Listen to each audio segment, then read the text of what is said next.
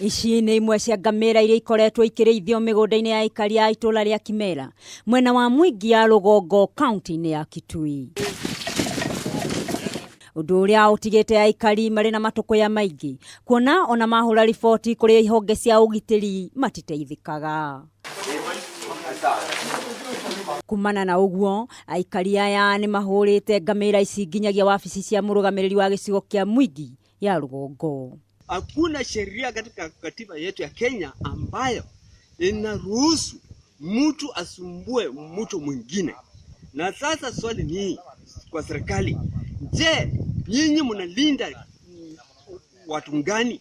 Mnalinda kabila zingine ama ni watanani? Nauliza hiyo swali tunjibiwe. Kuringana na murugamiriri wa gicigo kia Ngomeni muteti Ndingaru, ariithia ya mahiu macungiriirie haro gatagati-ini kao na Aikari kuona marariithia migunda yene matari na rutha. Mekazirika ya kutosha na sitaki. Hasa sana sitaki ngamia kwenye sehemu hii ya Wakamba.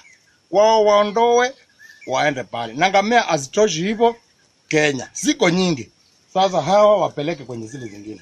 Kuringana na murugamiriri wa gicigo gia Chuso Mwachauga Chauga ni marĩkĩtie kũgĩa na gĩikaro na ariithia acio na akamera mecirie kũndũ kũngĩ gwa kũrĩithia mahiu mao. Wao na tukamwambia kwamba itabidi watafute pahali pengine kwa sababu haiwezekani pastoralist na agriculturist kuweka pamoja, ni kazi ngumu sana. Kwa vile miaka ya nyuma kidogo limekuwa ni tatizo kubwa zaidi.